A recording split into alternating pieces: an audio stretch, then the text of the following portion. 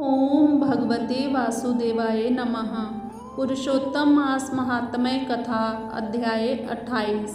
श्री नारायण बोले, चित्रगुप्त धर्मराज के वचन को सुनकर अपने योद्धाओं से बोले, यह कदर्य प्रथम बहुत समय तक अत्यंत लोभ से ग्रस्त हुआ, बाद चोरी करना शुरू किया।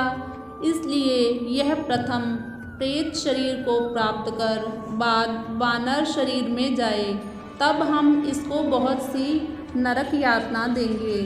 हे भट्ट लोग, धर्मराज के गृह में यही क्रम श्रेष्ठ है। इस प्रकार चित्रगुप्त से आज्ञा प्राप्त होने पर भयंकर भट्ट लोगों ने चित्रगुप्त की आज्ञानुसार शीघ्र वैसा ही किया और उस ब्राह्मण को पीटते हुए प्रथम प्रेत शरीर में करके फल रहित वन में रखा। वह ब्राह्मण प्रेत योनि को प्राप्त कर उस निर्जन गहन वन में क्षुब्धा तृषा से अत्यंत व्याकुल होकर भ्रमण करने लगा। प्रेत योनि में होने वाले दुख को भोगकर बाद फलों के चोरी करने से होने वाली वानर योनि को गया। सुंदर शीतल जल और छाया तथा फल पुष्प से युक्त जम्बू खंड के मनोहर सुंदर कालंजोर पर्वत पर वहाँ इंद्र से बनाया हुआ उत्तम कुंड है। मानसरोवर के समान पवित्र सत्पुरुषों से सेवित पापों का नाश करने वाला देवताओं को भी दुर्लभ मृग तीर्थ नाम से प्रसिद्ध था, जिसमें श्राद्ध करने से पितर लोग सद्गति को चले जाते हैं। वहाँ पर देवता लोग दैत्यों के भय से मृग होकर निरंतर निर्भय स्नान करने लगे। इसलिए विद्वान लोग उस कुंड को मृग तीर्थ कहते हैं। मनुष्य शरीर को प्राप्त कर यह ब्राह्मण वहाँ पर फलों के चोरी करने के पाप से प्रथम वानर शरीर को प्राप्त हुआ। नारद मुनि बोले, त्रैलोक्य को पवित्र करने वाले रमणीय मृग तीर्थ में पाप कोटि से युक्त वह दुष्ट वानर कैसे वास करता हुआ। हे नाथ, हे तपोधन, मेरे मन के संदेह को काटो, क्योंकि आपके समान गुरुजनों का अपने शिष्यों के विषय में कभी भी गोप्य नहीं होता है। सूत जी बोले, हे विप्र लोग, इस प्रकार नारद मुनि से प्रेरित होने पर अत्यंत प्रसन्न तपोनिधि नारायण भगवान नारद मुनि का सत्कार करते हुए बोले। श्री नारायण बोले, कोई चित्रकुंडल नाम का महान वैश्य था। पतिव्रत धर्म में परायणा तारका नाम उसकी वैश्य की स्त्री थी। उन दोनों ने भक्ति से पवित्र श्री पुरुषोत्तम मास का व्रत किया। जब श्री पुरुषोत्तम मास का व्रत करते उन दोनों का श्री पुरुषोत्तम मास बीत गया। अंतिम वाले दिन के आने पर स्त्री के साथ हर्ष से युक्त श्रद्धापूर्वक चित्रकुंडल ने उद्यापन किया। पुरुषोत्तम मास के उद्यापन विधि करने के लिए वेद और वेदांग को जानने वाले गुणी स्त्री सहित ब्राह्मणों को बुलाया। हे नारद, वहाँ पर धन के लोभ से कदर्य भी आया। उद्यापन विधि के पूर्ण होने पर चित्रकुंडल ने बहुत बड़े दानों से उन सपत्नीक ब्राह्मणों को प्रसन्न किया। उन समस्त ब्राह्मणों के प्रसन्न होने पर भूयसी दक्षिणा को दिया।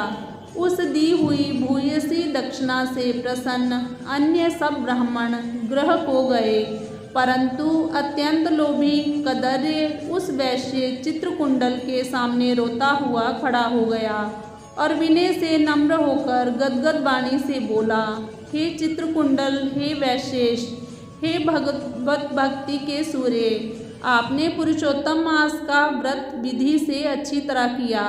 इस पृथ्वी तल में कहीं पर किसी ने नहीं किया। आप कृतार्थ हो, सर्वथा भाग्यवान हो, जो तुमने परम भक्ति से पुरुषोत्तम भगवान का सेवन किया। तुम्हारे पिता धन्य हैं और तुम्हारी पतिव्रता माता धन्य हैं, जिन दोनों ने तुम्हारे समान हरिवल्लभ पुत्र को पैदा किया।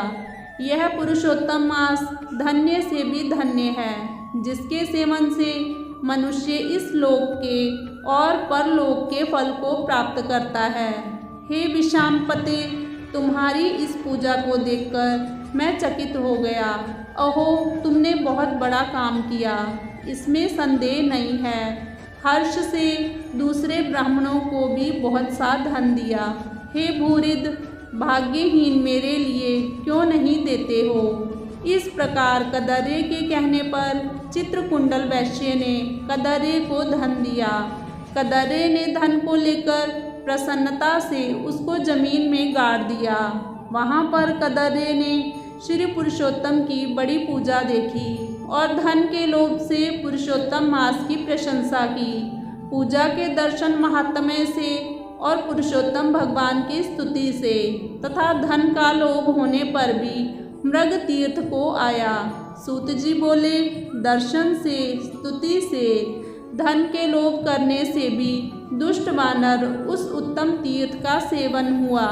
हे द्विज लोग, श्रद्धा से आदर पूर्वक पुरुषोत्तम देव के दर्शन और स्तुति में तत्पर सपत्नी के पुण्य का क्या कहना है। नारद मुनि बोले, हे ब्राह्मण, सुंदर वृक्षों से शोभित, सुंदर शीतल जल वाले, मनोहर घनी छाया वाले वन में उसके रहने का कारण क्या है, सो आप कहिए। श्री नारायण बोले, हे नारद, हे अनग, तुम सुनो। सुनने की इच्छा करने वाले तुमको मैं कहूँगा। इसमें कुछ कारण है जिसके श्रवण से पापों का नाश हो जाता है। जब समस्त अर्थ और फलों के दाता दशरथ के पुत्र रामचंद्र जी ने समुद्र में सेतु बांधकर दुष्ट रावण का नाश किया, उन रामचंद्र जी ने विभीषण को छोड़कर बाकी समस्त राक्षसों का वध किया, किसी को नहीं छोड़ा। अग्नि में परीक्षा कर सीता को ग्रहण किया। ब्रह्मा, शंकर, इंद्र आदि देवता रावण के वध से प्रसन्न होकर बोले कि हे राम, तुम वर मांगो। ऐसा कहने पर भक्तों को अभय करने वाले रामचंद्र बोले, हे देवता लोग, यदि इस समय वरदान देना है तो सुनो। यहाँ पर राक्षसों से शूर वानर मारे गए हैं, उनको हमारी आज्ञा से अमृत वृष्टि कर शीघ्र जिला दो। तथास्तु। यह कहकर ब्रह्मा, शंकर, इंद्र आदि देवताओं ने अमृत की वृष्टि करके वानरों को जिला दिया। तदंतर वह जयशाली समस्त वानर जीवित हो गए और चिरकाल तक शयन कर उठे हुए के समान देखने में आए। रामचंद्र चारों तरफ बैठे हुए समस्त वानरों के साथ पुष्पक विमान पर सवार होकर प्रसन्न मुख कमल वाले सपत्नी रामचंद्र बोले।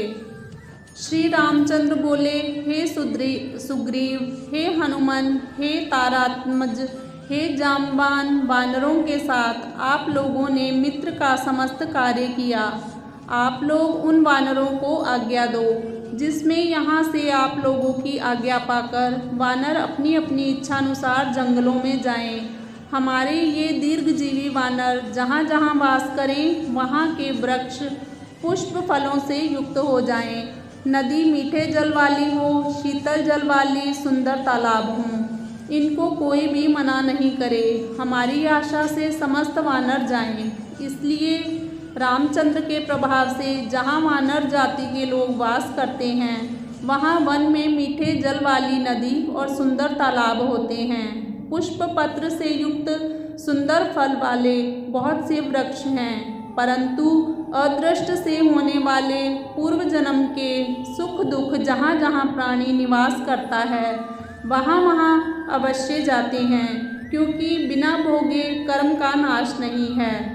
ऐसी वेद की आज्ञा है। श्री नारायण बोले, फिर वहाँ पर यह लालची वानर पर्वत के समान बढ़ता हुआ भूख प्यास से युक्त पीड़ित मन में विचरण करने लगा। उसके मुख में पित्त के प्रकोप से पीड़ा उत्पन्न हुई। उसका जन्म का रोग था, जिस पीड़ा से मुख के घावों से दिन रात रुधिर बहा करता है। अत्यंत पीड़ा के कारण कुछ भी भोजन नहीं कर सकता। वह वानर चंचलतावश वृक्षों में से उत्तम फलों को तोड़कर मुख के पास ले जाकर बहुत से फलों को जमीन में गिरा दिया करता था। वहाँ वानर पीड़ा के कारण कहीं भी एक स्थान पर बैठने में असमर्थ था। एक वृक्ष से दूसरे वृक्ष पर जाता हुआ मृत्यु को सुख देने वाला मानने लगा। किसी समय पृथ्वी पर गिर पड़ा और अत्यंत दुखित हो विलाप करने लगा। शरीर के टूट जाने से जलहीन मछली के समान तड़पता हुआ रोदन करने लगा। शिथिल शरीर वाला, गलित मुख वाला यह वानर भूख प्यास से पीड़ित हो गया। उसके समस्त दांत मुख रोग से पीड़ित होकर गिर गए। पूर्व जन्म के कृत पाप से इस तरह दुख को प्राप्त हुआ। इस प्रकार नित्य प्रति निराहार रहते हुए वानर को देव योग से श्री पुरुषोत्तम मास आया। उस पुरुषोत्तम मास में भी उसी प्रकार शीत वात आदि से पीड़ित रहा। किसी समय बहुल पक्ष में गहन वन में विचरण करता हुआ प्यासा वानर कुंड के पास पहुँचने पर भी जलपान करने को समर्थ नहीं हुआ। भूख से युक्त भी चपलता से वहाँ ऊंचे वृक्ष के ऊपर चढ़ गया।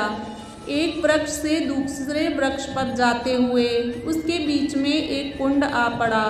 बहुत दिनों से निराहार, शिथिल इंद्रिय और जर्जर शरीर वाला, निर्बल शिथिल प्राण वाला कुंड के तटभाग में आया। इस प्रकार दशमी तिथि से 4 दिन तक वानर को श्री पुरुषोत्तम मास में उस कुंड में लोटपोट करते बीत गए। 5वें दिन के आने पर मध्याह्न काल में उस तीर्थ में जल से भीगा शरीर वाला वानर प्राण से रहित होकर गिर गया और वह उस देह को त्याग कर पापों से रहित होकर तत्काल दिव्य आभूषणों से भूषित दिव्य देह को प्राप्त किया, जो कि नीलकमल के दल के समान श्याम वर्ण, करोड़ों कामदेव के समान सुंदर चमकते हुए रत्नों से जटित, किरीटधारी, सुंदर शोभमान, मत्स्य कुंडल वाला, शोभमान, पवित्र पीत वस्त्रधारी, कमर में रत्नों से जड़ित, मेखला वाला शोभमान, बाजूबंद, कंकण, अंगूठी, हार से शोभित, नीलवर्ण के टेढ़े चिकने बालों से आवृत सुंदर मुख था। उसी समय शीघ्र वहाँ वैष्णवों से युक्त विमान आया, जिसमें भेरी, मृदंग, पटह, वेणु, वीणा का महान शब्द हो रहा है और देवांगनाओं का नाच हो रहा है। गंधर्व किन्नर के सुंदर गान हो रहे हैं।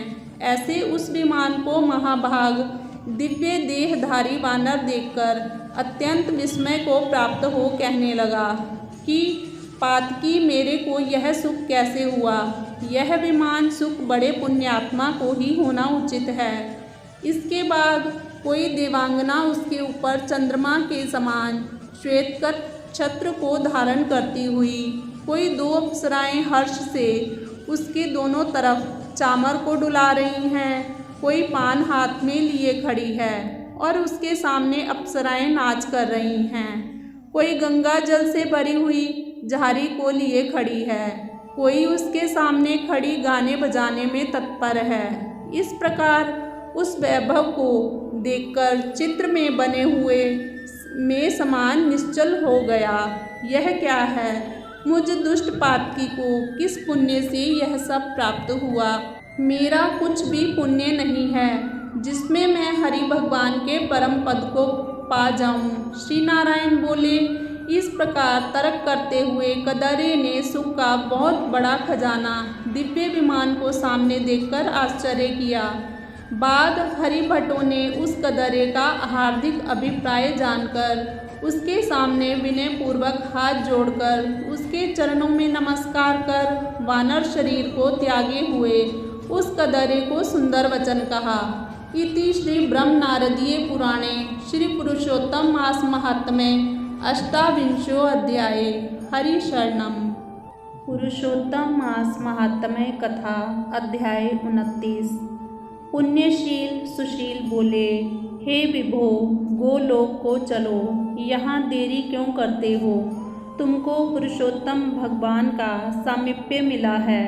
कदरे बोला, मेरे बहुत कर्म अनेक प्रकार से भोगने योग्य हैं, परंतु हमारा उद्धार कैसे हुआ जिससे गोलोक को प्राप्त हुआ?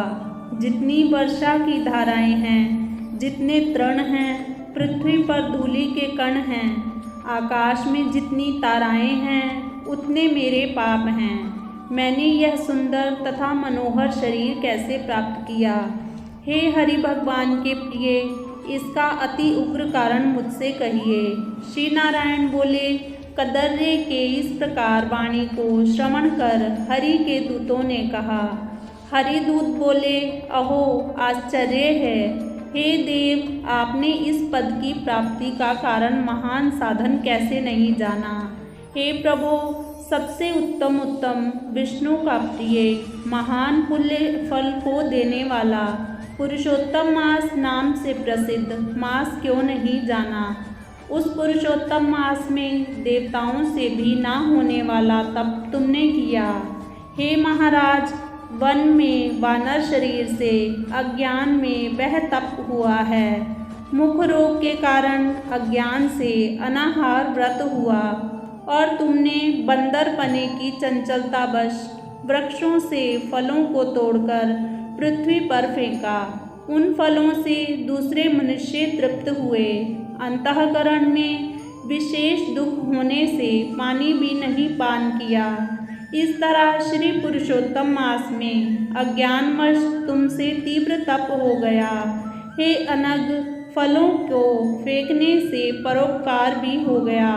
वन में घूमते घूमते शीत, वायु, घाम को सहन किया और श्रेष्ठ तीर्थ में सुंदर महातीर्थ में 5 दिन गोता लगाया, जिससे श्री पुरुषोत्तम मास में तुमको स्नान का पुण्य प्राप्त हो गया। इस प्रकार तुम्हारे रोगी के अज्ञान से उत्तम तप हो गया। सो यह सब सफल हुआ और तुमने इस समय अनुभव किया, जब बिना समझे पुरुषोत्तम मास के सेवन से हो जाने से तुमको इतना फल मिला है, तो मनुष्य इस पुरुषोत्तम मास के उत्तम महात्म्य को जानकर श्रद्धा से विधि पूर्वक कर्म करे तो उसका क्या कहना? तुमने अपना जो अर्थ साधन किया वैसा करने को कौन समर्थ है? पुरुषोत्तम भगवान को और कोई वस्तु प्रीति को देने वाली नहीं है।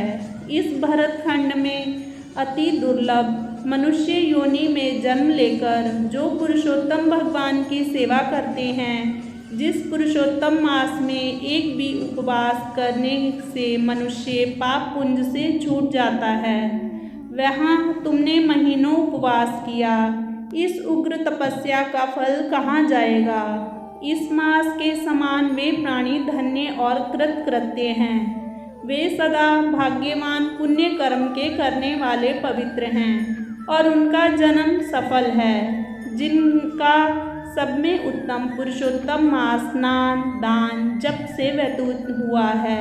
श्री पुरुषोत्तम मास में दान, पितृ कार्य, अनेक प्रकार के तप, ये सब अन्य मास की अपेक्षा कोटि गुण अधिक फल देने वाले हैं। जो पुरुषोत्तम मास के आने पर स्नान दान से रहित रहता है, उस नास्तिक पापी शठ धर्मध्वज खल को धिक्कार है। श्री नारायण बोले, पुण्यशील और सुशील से वर्णित अपने अदृष्ट को सुनकर चकित होता हुआ कदर्य प्रसन्न हो रोमांचित हो गया। तीर्थ के देवताओं को नमस्कार कर बाद में कालंजार पर्वत को नमस्कार किया और वन के देवताओं को तथा गुल्म, लता, वृक्ष को नमस्कार किया। बाद विनय से युक्त हो विमान की प्रदक्षिणा कर मेघ के समान श्याम वर्ण सुंदर पीतांबर को धारण कर वह कदर्य विमान पर सवार हो गया। संपूर्ण देवताओं के देखते हुए गंधर्व आदि से स्तुत और किन्नर आदिकों से बार बार बाजा बजाए जाने पर इंद्र आदि देवताओं ने प्रसन्न होकर मंद पुष्प वृष्टि को करते हुए उसका आदर पूर्वक पूजन किया। फिर आनंद से युक्त योगियों को दुर्लभ गोप गोपी गौओं से सेवित रासमंडल से शोभित गोलोक को गया। जरा मृत्यु रहित जिस गोलोक में जाकर प्राणी शोक का भागी नहीं होता है, उस गोलोक में यह चित्र शर्मा पुरुषोत्तम मास के सेवन से गया।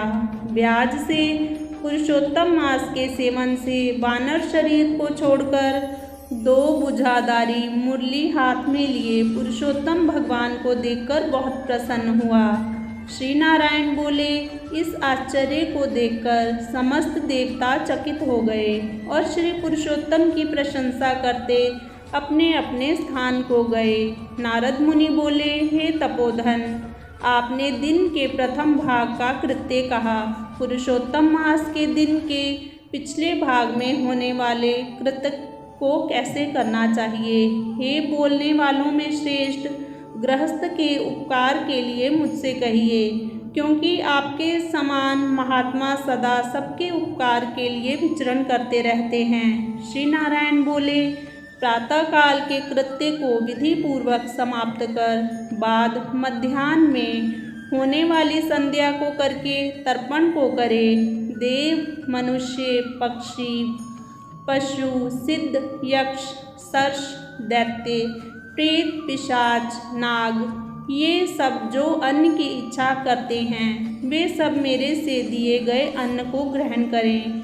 फिर पंच महायज्ञ को करें। उसके बाद भूत बलि को करें और काक, कुत्ता को श्लोक पढ़ता हुआ बलि देवे। इस प्रकार कहकर समस्त भूतों को पृथक पृथक बलि देवे।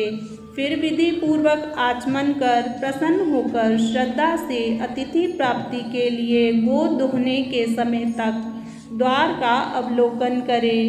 यदि भाग्य से अतिथि मिल जाए तो बुद्धिमान प्रथम वाणी से सत्कार करके उस अतिथि का देवता के समान पूजन करे और यथाशक्ति अन्न जल से संतुष्ट करे। फिर विधि पूर्वक सब व्यंजन से युक्त सिद्ध अन्न से निकालकर भिक्षु और ब्रह्मचारी को भिक्षा देवे।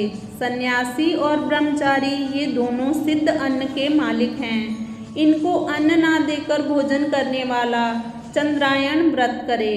प्रथम सन्यासी के हाथ पर जल देकर भिक्षान्न देवे तो वह भिक्षान्न मेरु पर्वत के समान और जल समुद्र के समान कहा गया है। सन्यासी को जो मनुष्य सत्कार करके भिक्षा देता है उसको गोदान के समान पुण्य होता है।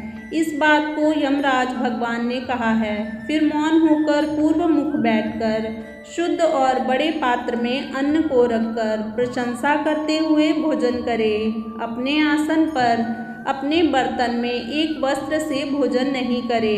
स्वयं आसन पर बैठकर स्वस्थ चित्त प्रसन्न मन होकर जो मनुष्य अकेला ही अपने कांसे के पात्र में भोजन करता है तो उसके आयु, प्रज्ञा, यज्ञ और बल ये 4 बढ़ते हैं। भोजन में से कुछ अन्न लेकर इस प्रकार कहें, भूपते नमः। प्रथम कहकर भुवनपते नमः कहें, भूतानां पते नमः कहकर धर्मराज की बलि देवे। फिर चित्रगुप्त को देकर भूतों को देने के लिए यह कहें, जिस किसी जगह स्थित भूख प्यास से व्याकुल भूतों की तृप्ति के लिए यथासुख यह अक्षय अन्न हावे। प्राणाया, अपानाया, व्यानाया, उदानाया तथा समानाया कहें। प्रणव प्रथम उच्चारण कर अंत में स्वाहा पद जोड़कर घृत के साथ 5 ग्रास जिह्वा से प्रथम निगल जाएं, दांतों से ना दबावें। फिर तन्मय होकर प्रथम मधुर भोजन करें। नमक के पदार्थ और खट्टा पदार्थ मध्य में, कड़वा तीखा भोजन के अंत में खाएं। पुरुष प्रथम द्रव पदार्थ भोजन करे, मध्य में कठिन पदार्थ भोजन करे, अंत में पुनः पतला पदार्थ भोजन करे तो बल और आरोग्य से रहित नहीं होता। मुनि को 8 ग्रास भोजन के लिए कहा है। वानप्रस्थाश्रमी को 16 ग्रास भोजन के लिए कहा है। गृहस्थ आश्रमी को 32 ग्रास भोजन कहा है और ब्रह्मचारी को अपरिमित ग्रास भोजन के लिए कहा है। द्विज को शास्त्र के विरुद्ध भक्ष्य भोज्य आदि पदार्थों को नहीं खाना चाहिए। शुष्क और बासी पदार्थ को विद्वानों ने खाने के अयोग्य बतलाया है। घृत दूध को छोड़कर अन्य वस्तु सशेष भोजन करे। भोजन के बाद उस शेष को के अग्रभाग में रखकर अंजलि जल से पूर्ण करे। उसका आधा जल पी जाए और अंगुलियों के अग्रभाग में स्थित शेष को पृथ्वी में देकर ऊपर से अंजलि का आधा शेष जल विद्वान उसी जगह इस मंत्र को पढ़ता हुआ सिंचन करे। ऐसा न करने से ब्राह्मण पाप का भागी होता है, फिर प्रायश्चित करने से शुद्ध होता है। मंत्रार्थ: रौरव नरक में पीप के गड़े में पद्य अबूर्ध वर्ष तक वास करने वाले तथा इच्छा करने वाले के लिए मेरा दिया हुआ यह जल अक्षय होता हुआ प्राप्त हो। मंत्र पढ़ के जल से सिंचन कर दांतों को शुद्ध करे। आचमन कर गीले हाथ से पात्र को कुछ हटाकर उस भोजन स्थान से उठकर बाहर बैठकर स्वस्थ होकर मिट्टी और जल से मुख हाथ को शुद्ध कर सोला कुल्ला कर शुद्ध हो सुख से बैठकर ऐसा कहें: अगस्त्य, कुंभकर्ण, शनि, बड़वानल और पंचम भीम को आहार के परिपाक के लिए स्मरण करें। जिसने आतापी को मारा और वातापी को भी मार डाला, समुद्र का शोषण किया, वह अगस्त्य मेरे ऊपर प्रसन्न हों। इसके बाद प्रसन्न मन से श्री कृष्ण देव का स्मरण करे। फिर आचमन कर तांबूल भक्षण करे। भोजन करके बैठकर पर ब्रह्म श्री कृष्ण का उत्तम मार्ग के अविरोधी उत्तम शास्त्रों के विनोद से विचार करे। बुद्धिमान अध्यात्म विद्या का श्रवण करे। सर्वथा आजीविका से हीन मनुष्य भी एक मुहूर्त स्वस्थ मन होकर श्रवण करे। जो श्रवण कर धर्म को जानता है, श्रवण कर पाप का त्याग करता है, श्रवण के बाद मोह की निवृत्ति होती है, श्रवण कर ज्ञान रूपी अमृत को प्राप्त करता है, नीच भी श्रवण करने से श्रेष्ठ हो जाता है और श्रेष्ठ भी श्रवण से रहित होने से नीच हो जाता है। फिर बाहर जाकर यथासुख व्यवहार आदि करे और सर्वथा सिद्धि को देने वाले श्री कृष्ण भगवान का मन से ध्यान करे। सूर्य नारायण के अस्ताचल जाने के समय तीर्थ में जाकर अथवा गृह में ही पैर धोकर पवित्र वस्त्र धारण कर सायं संध्या की उपासना करे। जो द्विजों में अधम प्रमाद से सायं संध्या नहीं करता, वह गोवध पाप का भागी होता है और मरने पर रौरव नरक को जाता है। कभी समय से ना करने पर संकट में मार्ग में हो तो द्विजश्रेष्ठ आधी रात के पहले सायं संध्या को करे। जो ब्राह्मण श्रद्धा के साथ प्रातः, मध्याह्न और सायं संध्या की उपासना करता है, उसका तेज घृत छोड़ने से अग्नि के समान अत्यंत बढ़ता है। सायंकाल में सूर्य नारायण के आधा अस्त होने पर प्राणायाम कर आपोहिष्टा इस मंत्र से मार्जन करे और सायंकाल अग्निश्चमा इस मंत्र से आचमन करे और प्रातःकाल सूर्यश्चमा इस मंत्र से आचमन करे। पश्चिम मुख बैठकर मौन तथा समाहित मन होकर प्रणय और व्याहृति सहित गायत्री मंत्र का रुद्राक्ष की माला लेकर तारा के उदय होने तक जप करे। वरुण संबंधी ऋचाओं से सूर्य नारायण का उपस्थान कर प्रदक्षिणा करता हुआ दिशाओं को तथा पृथक पृथक दिशाओं के स्वामी को नमस्कार करे।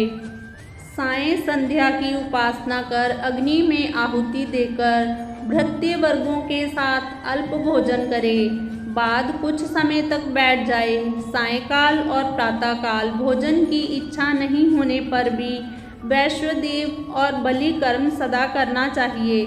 यदि नहीं करता है तो पातकी होता है। शाम को भोजन कर बैठने के बाद गृहस्थ आश्रमी हाथ पैर धोकर तकिया सहित कोमल शैया पर जाए।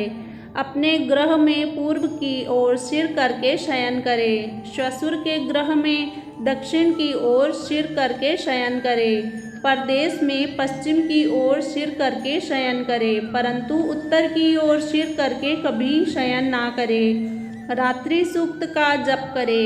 और सुखशायी देवताओं का स्मरण कर, अविनाशी विष्णु भगवान को नमस्कार कर स्वस्थ चित्त हो रात्रि में शयन करे। अगस्त्य, माधव, महाबली, मुचुकुंद, कपिल, आस्तिक, मुनि ये 5 सुखशायी कहे गए हैं। मांगलिक जल से पूर्ण घट को सिर के पास रखकर वैदिक और गरुड़ मंत्रों से रक्षा करके शयन करे। ऋतुकाल में स्त्री के पास जाए और सदा अपनी स्त्री से प्रेम करे। रति की कामना से पर्व को छोड़कर अपनी स्त्री के पास जाए। प्रदोष और प्रदोष के पिछले प्रहर में वेदाभ्यास करके समय व्यतीत करे। फिर दोपहर शयन करने वाला ब्रह्मतुल्य होने के योग्य होता है। यह सब प्रतिदिन के समस्त कृत समुदाय को कहा। गृहस्थाश्रमी भली भांति इसको करे और यही गृहस्थाश्रम का लक्षण है। अहिंसा, सत्य वचन, समस्त प्राणी पर दया, शांति, यथाशक्ति दान करना गृहस्थाश्रम का धर्म कहा है। पर स्त्री से भोग नहीं करना, अपनी धर्मपत्नी की रक्षा करना, बिना दी हुई वस्तु को नहीं लेना, शहद मांस को नहीं खाना। यह 5 प्रकार का धर्म बहुत शाखा वाला, सुख देने वाला है। शरीर से होने वाले धर्म को उत्तम प्राणियों को करना चाहिए। श्री नारायण बोले, संपूर्ण वेदों में कहा हुआ यह उत्तम चरित्र गृहस्थाश्रम का लक्षण है। हे मुने, इसको लोक के हित के लिए संक्षेप में लक्षण के साथ मैंने आपसे अच्छी तरह कहा। इति श्री ब्रह्म नारदीय पुराणे पुरुषोत्तम मास महात्म्ये 39 अध्याये। हरि शरणम।